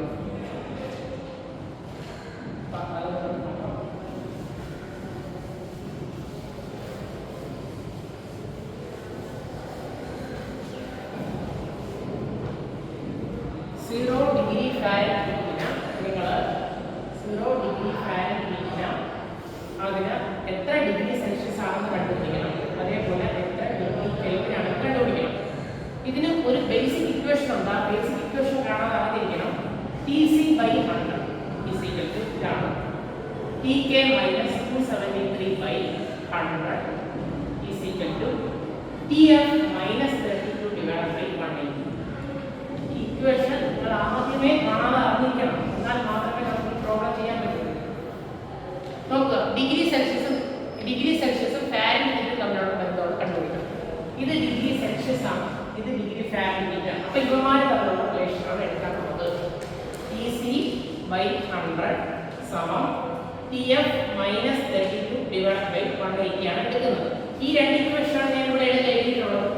അവിടെ Tf-ന്റെ ആൻസർ ക്വസ്റ്റ്യനിൽ പറയുന്നത് 0 ആണ്. കണ്ടല്ലോ, ഇത് 0 ആണ്. അപ്പോൾ Tc/100 0 - 32/180 എഴുതാം. 0 ൽ നിന്ന് 32 കുറച്ചാൽ -32 ആണ് /180 കിട്ടും. എനിക്ക് വേണ്ടത് Tc ആണ്. So Tc -32. ഈ 100ന്റെ മുകളിലോട്ട് എഴുതി 32 × 100/180. ഈ 0 വെട്ടാം. നമുക്ക് 2 കൊണ്ട് വെട്ടാം. 2 കൊണ്ട് വെട്ടിയാൽ ഇത് 5 ആവും. ഇത് എത്രയാവും? 2 കൊണ്ട് ഗുണിക്കുക. 2 കൊണ്ട് ഗുണിക്കുമ്പോൾ 32 × 5 10 160. സോ -160/100. അത് നിങ്ങൾ ഡിവൈഡ് ചെയ്ത് നോക്കുക. അല്ലെങ്കിൽ കാൽക്കുലേറ്റർ അടിച്ചു നോക്കുക. 9 ഇവിടെ 1 വരും. 7 70 അതാ 6 6 7 7 63 അപ്പോൾ നമുക്ക് ഇവിടെ ആൻസർ കിട്ടും -17.77 ഡിഗ്രി സെൽഷ്യസ്. നിങ്ങൾ ഇതേപോലെ ഡിവൈഡ് ഒക്കെ ചെയ്യേണ്ട കാര്യമില്ല. കാൽക്കുലേറ്റർ ഉപയോഗിക്കാം. കാൽക്കുലേറ്റർ ആൻസർ ചെയ്യാൻ അറിയണം. അടുത്തത് നിങ്ങളിവിടെ നോക്കുക, ഫാരൻഹീറ്റും കെൽവിനും തമ്മിലുള്ള ബന്ധം. ഫാരൻഹീറ്റ് കെൽവിൻ തമ്മിലുള്ള റിലേഷൻ അറിയണം. അപ്പം ഫാരൻഹീറ്റ് അപ്പോൾ ഇക്വേഷൻ എഴുതാം. Tk - 273/100 Tf - 32/180. അപ്പോൾ നിങ്ങൾ പറഞ്ഞേ Tk നമുക്ക് കണ്ടുപിടിക്കണം. -273/100. Tf-ന്റെ ആൻസർ 0 ആണ്. 0 - 32/180. ഇത് രണ്ടും കൂടെ കുറച്ചാൽ -32 ആണ്. /180 എഴുതി. ഈ 100ന്റെ മുകളിലോട്ട് എഴുതി. അപ്പോൾ നമുക്ക് എഴുതാം Tk - 273 ഈ 100ന്റെ മുകളിലോട്ട് എഴുതിയാൽ -32 × 100/180.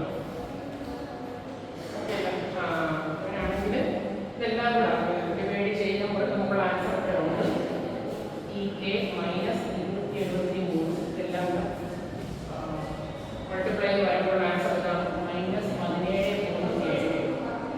ഈ നമ്പറിനെ എടുത്താൽ പോസിറ്റീവ് ആണ്. അപ്പോൾ Tk = 273 - 17.77. നമ്മൾ മൈനസ് ചെയ്യാം. അപ്പോൾ നമുക്ക് ഇവിടെ ആൻസർ കിട്ടും ഡിഗ്രി കെൽവിൻ. അത് നമുക്ക് ചെയ്തെടുക്കാൻ പറ്റുന്ന ഒരു ചോദ്യമാണ് 17ാമത്തെ ചോദ്യം. അടുത്ത 18ാമത്തെ ചോദ്യം ഇതാണ്. Explain the idea of surface tension and discuss the application of surface tension. Surface ടെൻഷൻ്റെ എന്താണ് സർഫസ് ടെൻഷൻ എന്താണെന്ന് നമ്മൾ വിചാരിക്കുന്നത്. നമ്മൾ ബീക്കറിൽ ഇങ്ങനെ വെള്ളം എടുത്തു കഴിഞ്ഞാൽ 2 മോളിക്യൂൾസ് എടുക്കുക. ഇൻസൈഡ് മോളിക്യൂൾ എടുത്തു കഴിഞ്ഞാൽ ഈ സറൗണ്ടിങ് മോളിക്യൂൾസിനെ കുറിച്ച് അട്രാക്ട് ചെയ്യും. എല്ലാ സൈഡിലോട്ട് ഫോഴ്സ് കൊടുക്കും. അപ്പോൾ ഈ മോളിക്യൂളിന് കിട്ടുന്ന നെറ്റ് ഫോഴ്സിൻ്റെ ആൻസർ, ഒന്നാമത്തെ മോളിക്യൂളിൻ്റെ നെറ്റ് ഫോഴ്സിൻ്റെ ആൻസർ 0 ആണ്. സർഫസിൽ ഇരിക്കുന്ന മോളിക്യൂൾ നിങ്ങൾ എടുത്തു കഴിഞ്ഞാൽ ഈ മോളിക്യൂളിനെ ഇങ്ങോട്ട് പിടിച്ചു വരും, ഇത് ഇങ്ങോട്ട് പിടിച്ചു വരും, ഇത് ഇങ്ങോട്ട് പിടിച്ചു വരും, ഇത് ഇങ്ങോട്ട് പിടിച്ചു വരും, ഇത് ഇങ്ങോട്ട് പിടിച്ചു വരും. അപ്പോൾ ഈ മോളിക്യൂളിന് ഒരു നെറ്റ് ഡൗൺവേർഡ് പുള്ളുണ്ടാകും. ഒരു മോളിക്യൂൾ അല്ല ഇവിടെ ഉള്ളത്, ഇഷ്ടംപോലെ മോളിക്യൂൾസ് ഉണ്ട്. ഈ എല്ലാ മോളിക്യൂൾസിനും ഒരു ഡൗൺവേർഡ് ഒരു പുള്ള് കിട്ടും, ഡൗൺവേർഡ് ഒരു ഫോഴ്സ് കിട്ടും. നിങ്ങൾ അതിനാണ് പറയുന്നത് സർഫസ് ടെൻഷൻ ആണ്. അതെങ്ങനെ കണ്ടുപിടിക്കാന്ന് ചോദിച്ചാൽ നിങ്ങൾ ഒരു സാങ്കല്പിക വര കൊടുക്കുക. ഇതിന്റെ സർഫസ് ഒരു സാങ്കല്പികമായിട്ടൊരു വര കൊടുക്കുക, ഇമാജിനറി ലൈൻ വരയ്ക്കുക. അപ്പോൾ ഒരു ഫോഴ്സ് ഡിവൈഡഡ് ബൈ യൂണിറ്റ് വരും. അതിനെ പറഞ്ഞ പേരാണ് സർഫസ് ടെൻഷൻ. ഇത്രയും കാര്യങ്ങൾ ഇംഗ്ലീഷിലേക്ക് പഠിപ്പിക്കണം എന്നുള്ളതാണ്. അപ്പോൾ consider A liquid. We consider 2 molecules as shown in the figure. The molecule inside the liquid surface, the net force acting on the molecule number 1 is 0. The net force acting on the molecule 2 experience a net downward pull. Each molecule on the liquid pair experience a downward pull. We draw an imaginary line to the liquid surface. The force acting on unit length is surface tension. Unit is Newton per meter. Unit is Newton per meter. That is surface tension. That is surface tension. Application of surface tension. Application of surface tension എന്നത് surface ടെൻഷൻ്റെ ഇത് മറ്റേ detergent മോളിക്യൂളിൻ്റെ application എഴുതാം. അല്ലെങ്കിൽ farmers pluck ചെയ്യുന്നത്, കൃഷിയിടങ്ങളിൽ കുഴിക്കുന്നത്, വേനൽക്കാലം വരുമ്പോൾ കുഴിക്കുന്നത്, അതിൻ്റെ കാരണം സർഫസ് ടെൻഷനായിട്ട് എഴുതാം. അപ്പോൾ അത് ഞാൻ പറയാം. ഡിറ്റർജൻറ്റ് മോളിക്യൂൾ എങ്ങനെയാണ്? ഒരു ഹെയർ പിന്നിൻ്റെ, നമ്മൾ തലയിൽ ചൂടുന്ന ഹെയർ പിന്നിൻ്റെ ഷേപ്പാണ്. അതിൻ്റെ 2 അറ്റമാണ്. അപ്പോൾ detergent molecule is like hair pin shape. ഇതാണ് ഹെയർ പിന്നിൻ്റെ ഷേപ്പ്. 2 അറ്റം. ഒരു സ്ഥലത്ത് വെള്ളമായി അറ്റാച്ച് ചെയ്ത് മറ്റേ സ്ഥലത്ത് അഴുക്കായിരുന്നു, ഡേർട്ടായിരുന്നു. അപ്പോൾ എങ്ങനെ ഇംഗ്ലീഷ് പറയാം? Detergent molecule is like a hairpin shape. One end of the pin is attached to the water, other end is attached to the dirt. As the surface tension decreases, surface tension കുറയുന്നതിന്റെ ഫലമായി ഇത് തമ്മിൽ അടുത്ത് ഒന്നുകൊണ്ട് dirt comes contact with the water. Hence, water can remove dirt easily from the clothes. Clothes-ലുള്ള dirts-നെ നമുക്ക് easy ആയിട്ട് remove ചെയ്യാൻ പറ്റും. അത് സർഫസ് ടെൻഷന്റെ ആപ്ലിക്കേഷൻ ആണ്. ഇനി നിങ്ങൾക്ക് ഇത് പറയാം, ഇത് പറയാൻ ബുദ്ധിമുട്ടുള്ളത് ഈ വേനൽക്കാലത്ത് ഫാമേഴ്സ് എന്ത് ചെയ്യുന്നു? അവരുടെ പേരിടം കുഴിച്ചിടും. അതിൻ്റെ കാര്യം എന്താ? ഇങ്ങനെ കുഴിച്ചിടുമ്പോൾ ഈ സോയിൽ പാർട്ടിക്കിൾസ് തമ്മിലുള്ള അകലം കൂടും. സർഫസ് ടെൻഷൻ എന്നുള്ളത് ഇൻവേഴ്സ്ലി പ്രൊപ്പോർഷണൽ ടു റേഡിയസ് ആണ്. നിങ്ങൾ അറിഞ്ഞിരിക്കണം. ഇങ്ങനെ ഡിസ്റ്റൻസ് കൂടിക്കഴിഞ്ഞാൽ ക്യാപ്പിലായിരിക്കും താഴെയുള്ള, ഇവിടെ ആരാളുള്ള സോയിലിന് അകത്താരാളുള്ളത്? ഇവിടെ അണ്ടർഗ്രൗണ്ടിൽ വെള്ളമാണ്. ഈ വെള്ളം ക്യാപ്പിലാരിറ്റി കാരണം മുകളിലോട്ട് വരുന്നത് കുറയും, ഇൻവേഴ്സായി. അപ്പം മുകളിൽ ഈ വെള്ളം നീരാവിയായിട്ട് പോകാനുള്ള ചാൻസ് കുറയുന്നു. ആപ്ലിക്കേഷനായിട്ട് വേണമെങ്കിൽ പറയാം. ഏറ്റവും എളുപ്പം ഹെയർ പിന്നിൻ്റെ കാര്യം. അടുത്ത write a short note on moment of inertia and radius of gyration of a 19ാമത്തെ ക്വസ്റ്റ്യനാണ്. Write a short note on moment of inertia and radius of gyration of a rotating rigid body.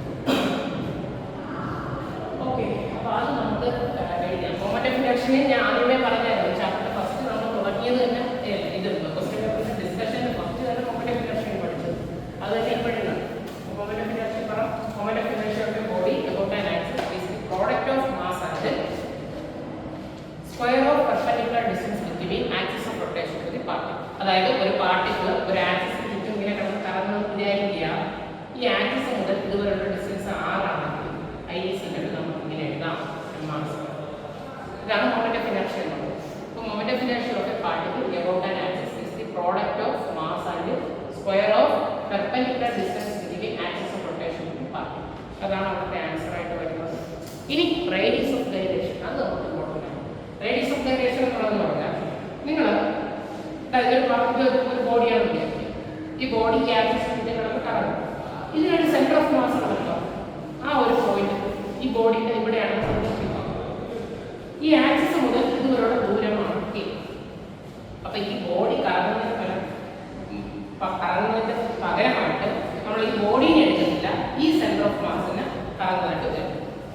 അപ്പൊ ഇത് തമ്മിലുള്ള distance, ഈ ഡിസ്റ്റൻസിനെ വിളിച്ച പേരാണ് radius of air. നിങ്ങൾ ഇതിന്റെ മൊമെന്റ് ഓഫ് ഇനർഷ്യ കണ്ടുപിടിച്ചാൽ ഈ ബോഡീന്റെ മൊമെന്റ് ഓഫ് ഇനർഷ്യ കണ്ടുപിടിച്ചാൽ രണ്ടും എന്തായിരിക്കും? സെയിം ആയിരിക്കും. അത്രയും കാര്യം ഇവിടെ എഴുതി പിടിപ്പിക്കണം. അപ്പൊ എങ്ങനെ പറയാം? Radius of rotation it is the distance between the axis of rotation to the point. ഒന്നുകൂടെ ഞാൻ പറയാം. It is the distance between the axis of rotation to the point where the whole mass of the body is concentrated such that moment of inertia of the point is equal to the moment of inertia of the actual body. ഒന്നുകൂടെ പറയാം. എന്താണ്?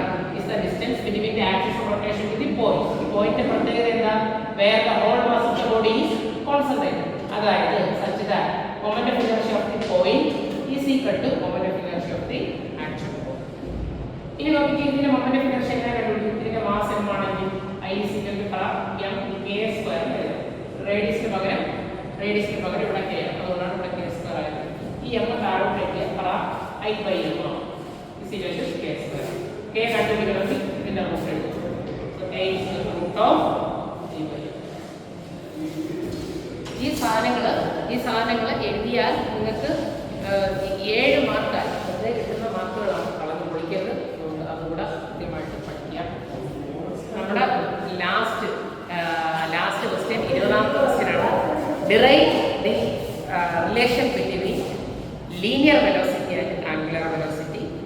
Linear velocity angular velocity തമ്മിലുള്ള relation എന്താണ്? Define angular acceleration.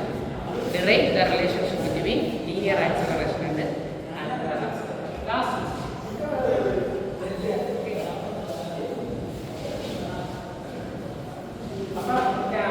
രണ്ട് കാര്യങ്ങളാണ് ഇതോടെ നമ്മൾ കഴിഞ്ഞ ശ്രദ്ധിക്കുന്നത്. ഒന്ന് ലീനിയർ വെലോസിറ്റി, അതേപോലെ ആംഗുലർ വെലോസിറ്റി, അതേപോലെ ലീനിയർ ആക്സിലറേഷൻ,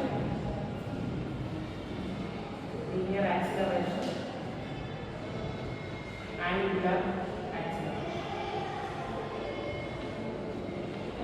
ഇത് നമുക്ക് എത്ര നമുക്ക് അറിയാൻ പറ്റുന്നത് ഇത് തമ്മിലുള്ള ബന്ധം എന്താണ്? അത് ഡിറൈവ് ചെയ്യാനുള്ള പ്രശ്നമുണ്ടാവും. ഓക്കെ, അപ്പൊ നമ്മൾ ഇതിന് തുടങ്ങുന്നത് വെലോസിറ്റി. ഇതിന് ഒരു റൊട്ടേഷൻ മോഷൻ ഉണ്ട്. ഇങ്ങനെ കറങ്ങുന്ന ബോഡിയില്ല, ഇങ്ങനെ ഒരു ബോഡി ഈ ഇങ്ങനെ കിടന്ന് കറങ്ങുകയാണെങ്കിൽ ഈ പോയിന്റ് എ ആണെങ്കിൽ ഇതിവിടെ ബിയില് കണ്ടല്ലോ.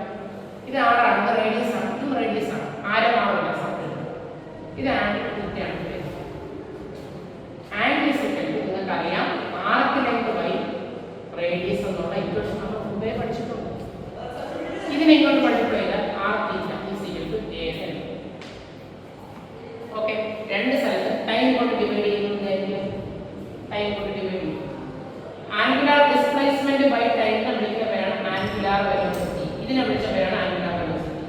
അപ്പോൾ ഒമേഗ ഇതെന്താ? ഡിസ്പ്ലേസ്മെന്റ് ബൈ ടൈം, അതിനെ വിളിച്ച പേര് വെലോസിറ്റി.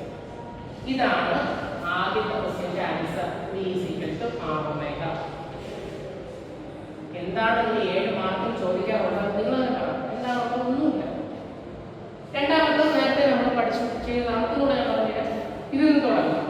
V1 കണ്ടുപിടിക്കുമ്പോൾ ഇവിടെ r omega, sorry r omega, radius മാറത്തില്ല, അതുകൊണ്ടാണ് r ഒമേഗ. V2 ആണ് കണ്ടുപിടിക്കുന്നതെങ്കിൽ r ഒമേഗ എന്ന് കണ്ടുപിടിക്കും. ഇവന്മാരെ തന്നെ കുറയ്ക്കുക. V2 minus V1. ഇതിന്റെ ആൻസർ V2 ന്റെ ആൻസർ എന്താ? r ഒമേഗ മൈനസ് ഇത് കുറയ്ക്കുക r ഒമേഗ. ഇവിടെ r ഉണ്ട്, ഇവിടെ r. അപ്പോൾ r കോമൺ എടുക്കാം. അപ്പോൾ പറ V2 മൈനസ് V1. r പറ ഒമേഗ 2 മൈനസ് ഒമേഗ 1. രണ്ട് സ്ഥലത്ത് ഇവിടെ ചെയ്യണം. സമയം ചേഞ്ചിങ് വെലോസിറ്റി ബൈ ടൈം വിളിച്ച പേരാണ് ആക്സിലറേഷൻ. ഇത് ഒമേഗ 2 മൈനസ് ഒമേഗ 1 എന്ന് വിളിച്ച പേരാണ് ആൽഫ. അപ്പോൾ ഇതിന്റെ ആൻസർ കിട്ടി. A is equal to r. 7 മാർക്കിന് ചോദിക്കാവുന്ന ചെറിയതായിട്ട് നമുക്കൊന്നുമില്ല, 2-3 കാര്യങ്ങൾ എഴുതിയാൽ റൈറ്റിൽ ആൻസർ ഉണ്ട് കിട്ടും. അപ്പോൾ അത് കൃത്യമായിട്ട് പഠിക്കുക. ഈ ലീനിയർ വെലോസിറ്റി ആംഗുലാർ വെലോസിറ്റി തമ്മിലുള്ള റിലേഷൻ യാണ്. അതേപോലെ ലീനിയർ ആക്സിലറേഷൻ ആംഗുലാർ ആക്സിലറേഷൻ തമ്മിലുള്ള റിലേഷൻ r ആൽഫ. ഇതോടുകൂടി നമ്മൾ എൻ്റെ കയ്യിൽ ഞാൻ പറയുന്നത് കള്ളത്തരമൊന്നുമല്ല. നിങ്ങൾക്ക് 4 ക്വസ്റ്റ്യൻ പേപ്പർ എന്നുള്ളത് നിങ്ങളുടെ 7 മാർക്കിന് ചോദിച്ച തിയറി ആയിട്ടുള്ള പ്രോബ്ലം നമ്മൾ നേരത്തെ ഇട്ടായിരുന്നു. ഇപ്പോൾ 7 മാർക്കിന് ചോദിച്ചിട്ടുള്ള എസ് എ ആയിട്ട് ചോദിച്ചിട്ടുള്ള 3 യൂണിവേഴ്സിറ്റി ക്വസ്റ്റ്യൻ പേപ്പറും ഒരു മോഡലിൻ്റെ പ്രീവിയസ് ആയിട്ട് ചോദിച്ചിട്ടുള്ള ക്വസ്റ്റ്യൻസാണ് നമ്മളിവിടെ നോക്കിയത്. ഇത് മാത്രം പഠിച്ചാൽ തന്നെ നിങ്ങൾക്ക് ഒരു നല്ല മാർക്കിലോട്ട് എത്താൻ പറ്റും. അപ്പോൾ എല്ലാവരും ഇതൊന്ന് കണ്ട് പഠിക്കുക. അതുപോലെ നമ്മുടെ ചാനലിലും കൂടെ എല്ലാവരും എന്ത് ചെയ്യുക, ഒന്ന് സപ്പോർട്ട് ചെയ്യുക. പിന്നെ ഈ വീഡിയോ നമ്മൾ പുതിയ ആളാണ് എടുത്തിട്ടുള്ളത്. എപ്പോഴും എടുക്കുന്ന ആളല്ല, അവർക്ക് എക്സാം ആയതുകൊണ്ട് നമ്മളെ കൂടെ നിന്ന സെക്കൻഡ് ഇയറിലെ മെയിൻ ആയിട്ടുള്ള നിഹാലാണ്. അപ്പോൾ നിഹാലിനെ ഞാൻ ഈ സമയത്ത് ഓർക്കുകയാണ്. നിഹാൽ അർജുൻ എല്ലാവരും. അപ്പം അവർക്ക് നല്ല ഒരു മാർക്കൊക്കെ കിട്ടാൻ ഈശ്വരൻ അനുഗ്രഹിക്കാൻ പ്രാർത്ഥിക്കുന്നു. നമ്മളെല്ലാവരും സപ്പോർട്ട് ചെയ്യുക. അപ്പോൾ പരീക്ഷ എല്ലാവർക്കും സിമ്പിളായിരിക്കും, എളുപ്പമായിരിക്കും. നിങ്ങൾ ഈ ക്വസ്റ്റ്യൻസൊക്കെ ഒന്ന് കണ്ട് പഠിക്കുക. നമ്മളെല്ലാം പറഞ്ഞ ക്വസ്റ്റ്യൻസാണ്. ഇതൊന്നും ഞാൻ പറയാത്ത നിങ്ങൾ ചെക്ക് ചെയ്ത് നോക്കിയാൽ മതി. മൊഡ്യൂളിനകത്ത് നമ്മളിതെല്ലാം ക്വസ്റ്റ്യനും പറഞ്ഞിട്ടുള്ളതാണ്. പിന്നെ ക്വസ്റ്റ്യൻ പേപ്പറായിട്ട് പറയണമെന്ന് പറഞ്ഞതുകൊണ്ട് ഞാൻ ഒന്നുകൂടെ തന്നെ ഉള്ളൂ. എല്ലാവർക്കും